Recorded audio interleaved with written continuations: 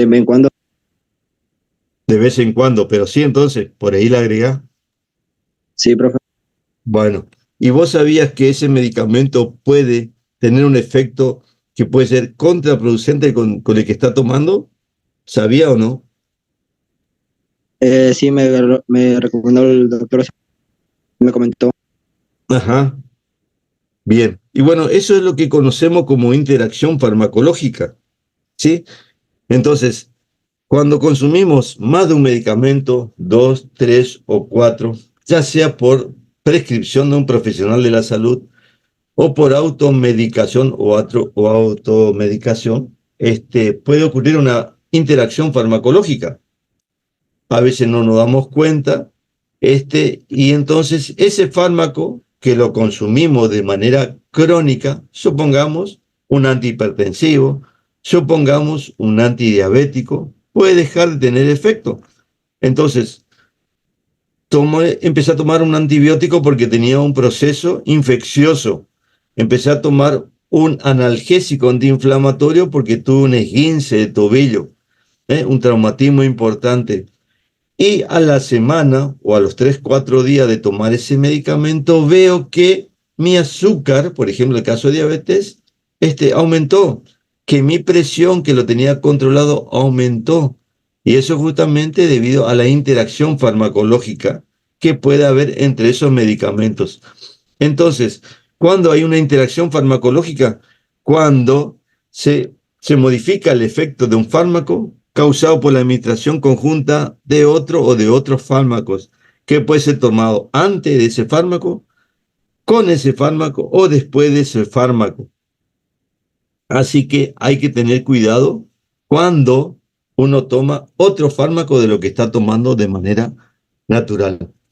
Es obviamente que existen situaciones en las cuales el paciente recibe más de un fármaco para tratar su patología, como por ejemplo la diabetes, la hipertensión, el caso de procesos, como ustedes saben, infecciosos crónicos como la tuberculosis, la lepra, en este caso el HIV, por ejemplo, donde el paciente toma 3 4 medicamentos, pero generalmente uno busca eso, ¿sí? Un efecto favorable, o sea, uno busca potenciar el efecto del otro fármaco para que tenga una mayor acción farmacológica, porque por sí solo es insuficiente.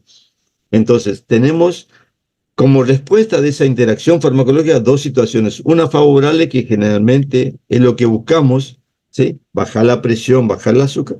U otra situación que puede ser desfavorable. Y esa desfavorable, obviamente, es lo que a veces desconocemos nosotros. ¿Sí? A veces cuando tomamos varios medicamentos, lo que desconocemos y que nos puede causar un daño importante. ¿Y por qué suceden o pueden llegar a suceder estas interacciones? Primero y principal, por la gran politerapia que hay, ¿sí? Existen personas que toman 3, 4, 5 medicamentos como si nada. Y obviamente la industria farmacéutica también nos facilita. ¿De qué manera? A través de la polifarmacia. O sea, genera medicamentos que tienen varios principios activos, ¿sí? Uno de ellos, así para dar manera de ejemplo, son, por ejemplo, los polivitamínicos. Existen una gran cantidad de medicamentos y así hay un montón de ellos. Entonces, existen preparados comerciales que genera la farmacia y que no nos hace bien, al contrario, nos perjudica. Teóricamente favorece el proceso que estamos teniendo, pero no es tan así. En el estado gripal, ¿escucharon hablar, por ejemplo, de Refrianex o Cura Plus? Sí, Sí, profe. ¿Hubo otro más, NextD, algo así? el Vic. Exacto. Entonces son preparados comerciales que tienen varios medicamentos. Tienen un antipirético, tiene un antihistamínico, tiene un descongestivo y a veces le agregan otras sustancias como mucolítico, expectorante que no le suman para nada. Lo único que suma es el gasto. Si uno tiene fiebre, tiene que tomar un antipirético. Si uno tiene un estado alérgico, tiene que tomar un antialérgico. Obviamente que existen situaciones en las cuales uno tiene que tomar dos fármacos debido a que tiene, por ejemplo, un estado alérgico y un estado febril. pero no necesariamente lo debe tomar de manera conjunta, sino separados. Uno a una hora y otro a otra hora, en diferentes presentaciones. No sé si queda claro eso. Sí, Sí. Eso es mejor entonces, a consumir la polifarmacia. Pero laboratorios siempre nos generan, y es lo que nos meten en la cabeza y a veces es lo que consumimos. Y a algunos si le pregunta y te dice lo mejor que hay es el Cura Plus para todo. Y no sabe cuál de los 4 medicamentos es el que te fue efectivo. Y el gasto y el potencial daño que te puede ocasionar es impresionante. Encima otra situación es el consumo exagerado porque sí, para estar bien, por las dudas, ¿sí? Porque no me quiero enfermar. Hoy tengo una salida esta noche, entonces me voy a tomar este medicamento porque no me quiero enfermar. Entonces, ahí existe un consumo exagerado y lo cual es muy difícil de revertir, lamentablemente. Se diga lo que diga y lo que diga el doctor Morales también. Así que, lamentablemente, difícilmente se cambia esa conducta de automedicación. Recuerden ustedes que las principales interacciones son a nivel del metabolismo, a nivel del hígado, ¿sí? Y son las más variables entre diferentes personas. Y existe obviamente una gran variabilidad interindividual. Existen personas que consumen 3, 4, 5, no le causan para nada ninguna alteración y otras sí que le causan mucho daño.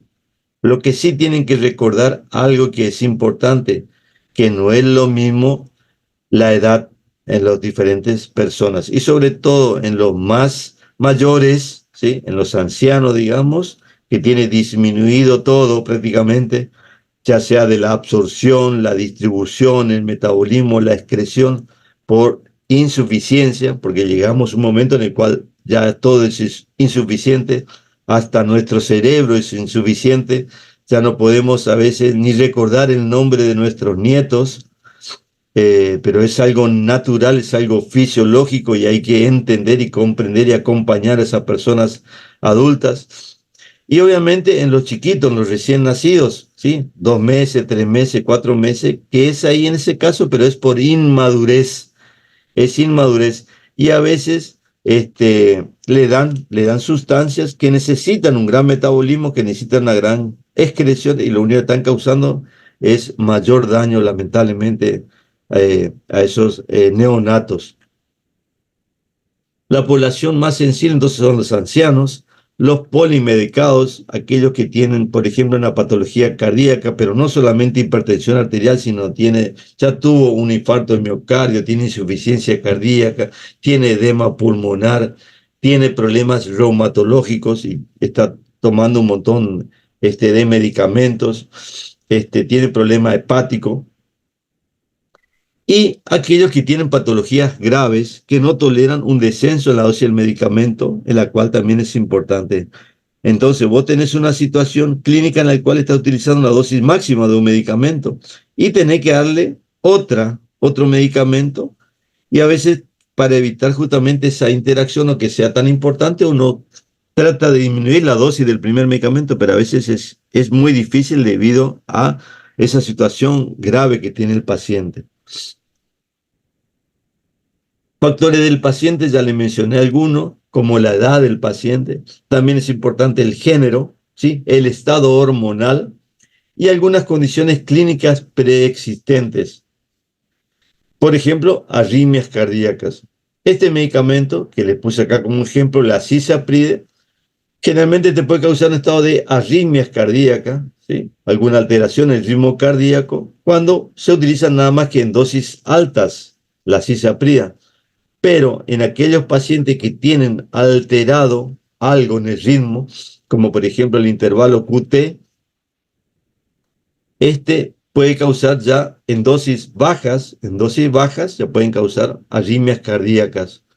O puede ser que existan otros fármacos que está tomando, como en este caso macróleos, que son antibióticos, como por ejemplo la eritromicina, la acitromicina, que van a inhibir al sistema microsomal a nivel hepático, donde se metaboliza la cisaprida. Ya lo voy a explicar esto. Entonces, van a inhibir su metabolismo, por lo tanto, va a aumentar la dosis, la concentración de cisaprida en plasma y va a tener ese efecto de arritmia cardíaca. ¿Dónde pueden ocurrir esas interacciones? Obviamente, desde que se van preparando ya pueden ocurrir esas interacciones farmacológicas.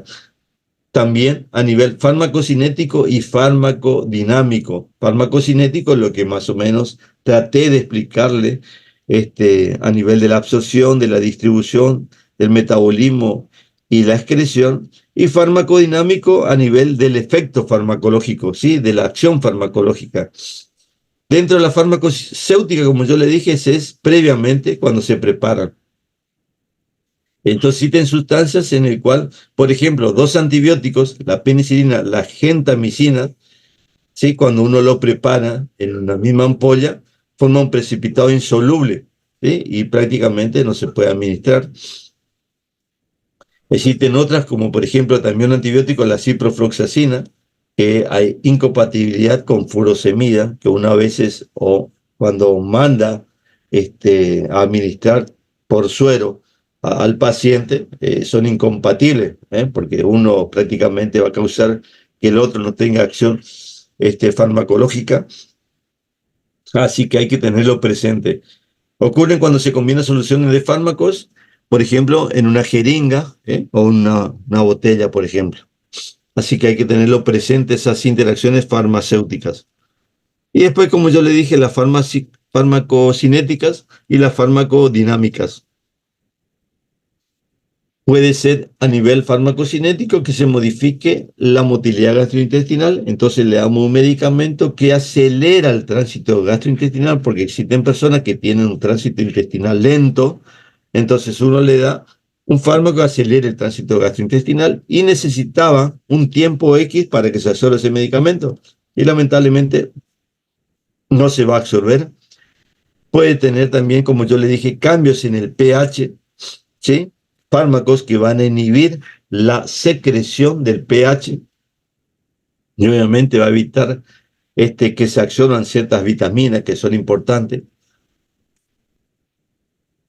Otras sustancias como por ejemplo los cationes bivalentes, el calcio, el magnesio, el aluminio, pueden formar una sustancia insoluble que se llaman quelatos con este antibiótico, con las tetraciclinas, y obviamente no se van a absorber, ¿sí? Entonces, no es que uno le va a dar calcio, le va a dar magnesio, aluminio, a veces simplemente dando las tetraciclinas, porque algunos quieren tomarlo con leche, pueden tomarlo con yogur, con queso, y bueno, eso tiene contenido en calcio, tiene contenido en aluminio, magnesio, obviamente no se va a absorber. Carbón activado, por ejemplo, va a formar quelato con la aspirina, que es lo que se da cuando existe intoxicación con aspirina. Y otro como el hierro, bifosfonato, quinolona antibiótica. Aquí hay varios ejemplos para que lo tengan presente. Una regla general en farmacología para evitar las interacciones es tratar de dar los medicamentos con un intervalo de tiempo de 2 a 3 horas, porque es el tiempo en el cual ese medicamento ya se absorbió, ya tuvo su efecto farmacológico. Entonces, uno trata de evitar en líneas generales, no siempre, pero trata de evitar dando con un intervalo de 2 o 3 horas entre uno y otro fármaco. Algo característico y siempre mencionamos como ejemplo es el hecho de los anticonceptivos y los antibióticos. En este caso específicamente se nombran las penicilinas porque son los antibióticos que más van a prescribir usted el día de mañana. Llámese amoxicilina, llámese benzilpenicilina, llámese ampicilina, ¿sí? Son los antibióticos que más van a prescribir. ¿Qué pasa cuando damos anticonceptivos? Cuando la paciente está tomando anticonceptivos por planificación familiar, entonces, dentro de esos anticonceptivos, sobre todo lo que contiene estrógenos, estos van al hígado, se conjugan con el ácido glucurónico y sulfato en el hígado. Esos conjugados se eliminan por bilis y van al intestino. En el intestino necesitan de las bacterias intestinales para hidrolizar esos conjugados, que después se van a reabsorber la circulación y recién ahí van a tener efecto farmacológico. ¿Qué pasa cuando el paciente toma antibióticos? ¿Qué pasa? Se modifica la flora intestinal normal. Entonces, esas bacterias intestinales que son importantes para hidrolizar los conjugados de estrógenos no van a estar. Por lo tanto, no se van a hidrolizar los conjugados y esa anticoncepción por planificación familiar que uno está buscando va a fracasar totalmente. Así que recuerden eso. Cuando le van a mandar anticonceptivos, está mejor dicho, cuando están tomando anticonceptivos, ustedes le van a prescribir antibióticos. Entonces ustedes van a decir, ¿y qué hago? Como siempre, ¿y qué hago? ¿No le doy nada? Sí, tienen que darle. Entonces, ¿qué uno debe hacer en esas situaciones? Obviamente, doble protección o triple protección, ¿sí? O abstinencia absoluta, lo cual es más difícil, pero bueno, una doble protección, triple es suficiente en esa situación, porque ustedes le van a prescribir el antibiótico. A nivel de transporte y la distribución, como dijimos, se unen a proteínas plasmáticas, fundamentalmente a las albúminas. El fármaco libre es el que tiene mayor acción farmacológica. Entonces existen fármacos que son, yo le dije, sustancias químicas y que van a tener afinidad hacia la albúmina, uno en mayor y otro en menor porcentaje. ¿Sí? Uno se une en el 90%, 95%, 99%, otros se pueden llegar a unir a esa proteína plasmática en un 40, 50, 60%. Entonces, ¿quién va a ganar en esa unión a proteína plasmática? El que tiene mayor afinidad, el que se va a unir en más del 90%.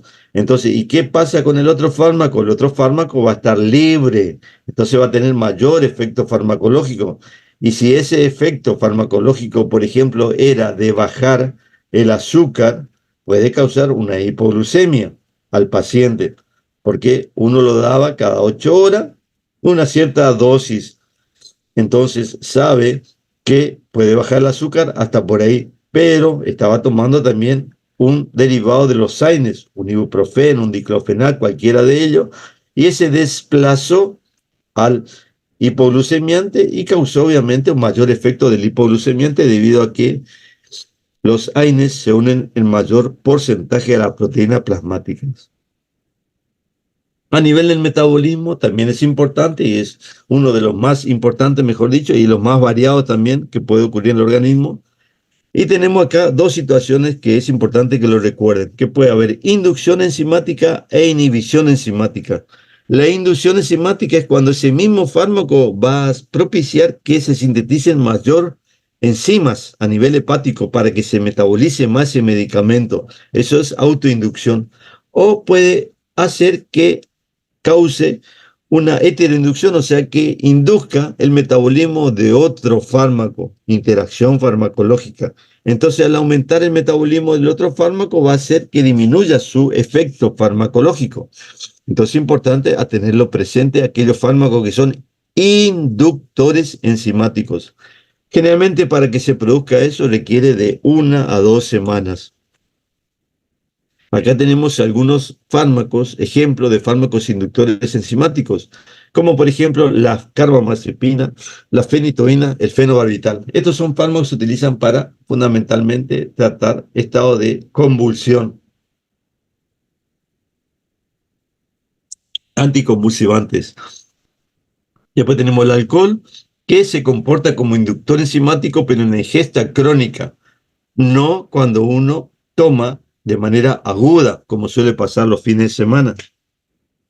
Entonces el alcohol se puede comportar de dos maneras. Aquel que es un alcohólico y que toma todo el tiempo, entonces ahí puede causar una inducción enzimática.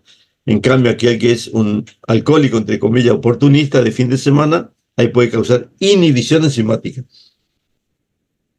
Otro grupo de fármacos, aparte del tabaco, también que es un inductor enzimático, tenemos la rifampicina y grisofulvina.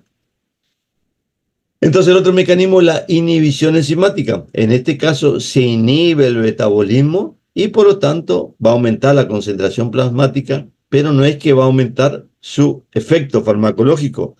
El riesgo está en que va a aumentar la toxicidad del otro fármaco, ¿sí? Al inhibir su metabolismo a nivel del hígado. Y en este caso, las manifestaciones de la inhibición enzimática son más inmediatas, rápidas. Algunos ejemplos de inhibidores enzimáticos. tenemos la eritromicina, ketoconazol, ciprofloxacina, el alcohol, como yo le dije, en la ingesta aguda, y ahí lo que hay que tener en cuenta, lo peligroso que es cuando se dan psicofármacos del grupo de las benzoazepinas, el clonazepam, alprazolam, bromazepam, diazepam, cualquiera de los panes que ustedes digan. Entonces, cuando uno, por ejemplo, consume un derivado de la benzodiazepina y toma alcohol, el alcohol es un inhibidor enzimático en ingesta aguda.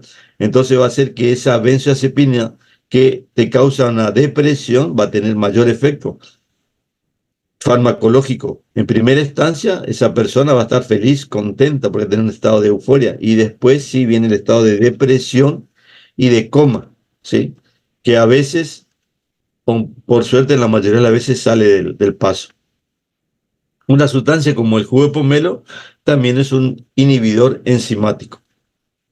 A nivel de la excreción, también es importante las interacciones y existen grupos de fármacos que son inhibidores de una enzima que se llama anhidrasa carbónica. Y obviamente causan una alteración del pH, afectando la excreción renal. Y el Probenecid, no importa si no se acuerdan el nombre de esto, simplemente ahí lo tienen presente. También es a nivel renal, que sobre todo altera la secreción tubular activa, el Probenecid. Dentro de las interacciones farmacodinámicas, que son también importantes, tenemos dos situaciones.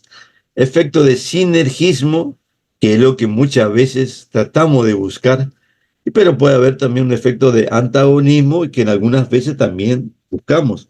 Pero el efecto de sinergismo es lo que, ejemplo clásico, lo que ustedes van a ver cuando utilizan su anestubo, que tiene un anestésico local y un vasoconstrictor, que es lo que ustedes van a utilizar constantemente. Entonces, se potencia el efecto del uno con el otro. Ya vamos a ver bien cuando veamos anestésicos locales. Hay un efecto de sinergismo.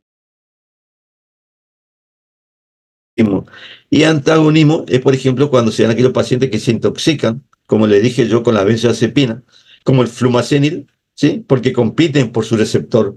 Entonces, al darle flumacenil, van a competir por el receptor y va a tratar de que ese efecto depresor de los benzodiazepinas no se esté cumpliendo. O en el caso de los intoxicados por opiáceos, como la morfina, la heroína, sea la naloxona, ¿sí? Naloxona. De vuelta, ténganlo simplemente presente en estos ejemplos, pero no ocupen su memoria para esto porque no lo van a utilizar. Estas interacciones pueden ser directas o indirectas. ¿Cuándo son directas? Cuando actúan por el mismo mecanismo de acción. Ejemplo, el ibuprofeno mal diclofenac, lo cual está pésimo la utilización de dar dos fármacos del mismo grupo, pésimo. Entonces eso no se debe hacer nunca, porque los dos tienen el mismo mecanismo de acción y obviamente que el que tenga mayor afinidad va a tener mayor efecto y el otro va a carecer del efecto, no va a tener un efecto farmacológico.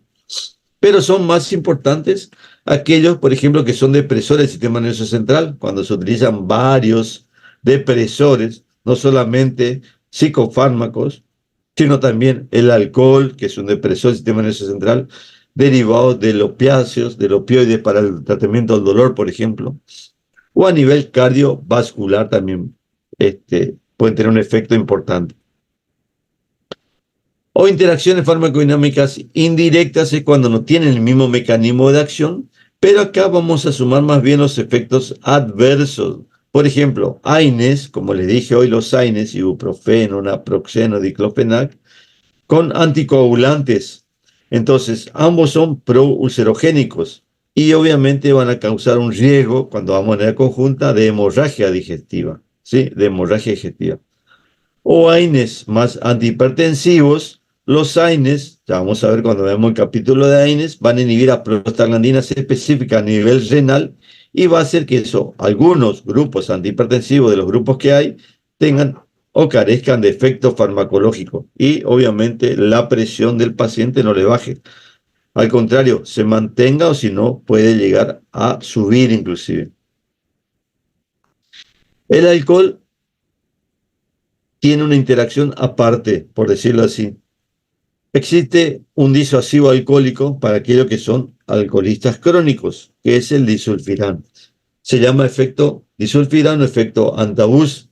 Entonces, ¿qué hace el disulfiram? Inhibe una enzima, que es la acetaldehído deshidrogenasa, y de esa manera no se oxida del acetaldehído, y ese fármaco, esa sustancia que queda, causa mucho dolor de cabeza, mucho vasodilatación a nivel de la cara, hipotensión arterial, palpitaciones, sensación así de va a salir el corazón, taquicardia, náuseas y vómitos. Entonces se le da como un disuasivo alcohólico para que el paciente deje de tomar. Es por eso que algunas sustancias o algunos fármacos que tienen ese efecto de reacción disulfiram o antabus se lo llaman justamente que tiene un efecto disulfiram o antabus. ¿Y cuáles son el ejemplo o algo o alguien que ustedes tienen que recordar? Porque es un fármaco que van a prescribir y que es el metronidazol. El metronidazol es un antibiótico que también tiene un efecto antiparasitario, que tienen un espectro específico y que el día de mañana ustedes pueden prescribir. Entonces, ese metronidazol va a inhibir al aldehído deshidrogenasa y se va a acumular acetaldehído con todo el efecto que yo le mencioné. Entonces, cuando van a prescribir el metronidazol, ¿qué es lo que tienen que decir al paciente? ¿Qué es lo que le tienen que enseñar a su paciente? Que no consuma alcohol, porque si no va a tener todas las manifestaciones clínicas que yo le mencioné. Y obviamente que si no le dicen al paciente, ¿él qué va a decir? Yo siempre en mi vida tomé caña, tomé whisky, tomé cerveza, tomé vino y nunca me pasó esto. En cambio, mi médico, mi ontólogo me prescribió metronidazol y me empezó a doler la cabeza, tengo palpitaciones, tengo taquicardia. Entonces, ¿a quién le van a culpar? Al antibiótico, al metronidazol. Y nada que ver, es por una interacción farmacológica, efecto antabus o disulfiram. Recuerden eso, metronidazol. Vayan incorporando a su cabecita ese medicamento que lo van a prescribir. Y en quinto año, cuando veamos terapéutica farmacológica, van a ver la importancia que tiene ese medicamento. Otros fármacos que no son uso muy común, pero bueno, que se menciona en la literatura, está el cefamandol, furazolidona, grisofulvina, ketoconazol, pero bueno, simplemente los menciono ahí para que lo tengan. En odontología, justamente, y es lo que ustedes tienen que tratar de aprender, es justamente cuáles son los más fármacos que vamos a prescribir. Y son los AINES, los analgésicos antiinflamatorios. También tenemos los corticoides, algunos antimicrobianos y anestésicos locales, ¿sí? Pero le dejo como tarea del hogar para que ustedes vayan viendo, vayan analizando, y en el taller de mañana vamos a ver y justamente vamos a buscar algunas interacciones. ¿Con quién? Con los AINES. AINES más, por ejemplo, aspirina, que la aspirina también es un AINE, pero que yo le dije que hoy en día no se utiliza con ese efecto analgésico antiinflamatorio, sino se utiliza más bien como antiagregante plaquetario para evitar la formación de trombos. Y después tenemos los AINES más los hipoglucemiantes, tenemos AINES con corticoides, AINES con otros antitrombóticos y AINES con antihipertensivos. Entonces, eso vamos a verlo mañana en el taller, es algunas interacciones y para ir aprendiendo de a poquito. Entonces, y por último, las interacciones pueden ser infinitas. Recuerden ustedes que son probabilidades. Es muy probable que ocurra esa interacción. Es lo mismo cuando yo consumo un fármaco. Es muy probable, porque se estudió ese fármaco en ensayos clínicos, que me baje la presión, ¿sí?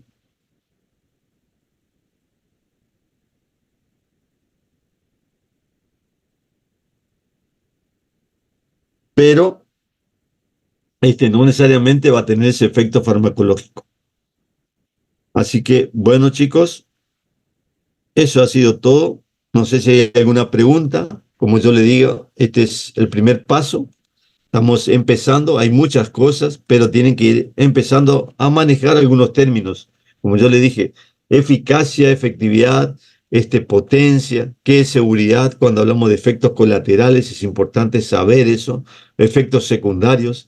Así que de a poquito vamos a ir aprendiendo. No se desesperen y traten de aprender. Y recuerden ustedes que cuando van a manejar fármacos, van a ser pocos los fármacos. van a ser pocos. Entonces, esos 10, 12 fármacos que pueden prescribir el día de mañana lo tienen que saber bien, su farmacocinética y su farmacodinámica. ¿Alguna pregunta? ¿O damos por concluida la clase?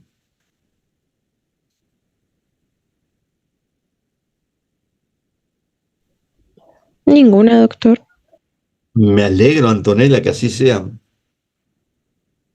¿Alguien más? Profe, le preguntan algo sobre asistencia.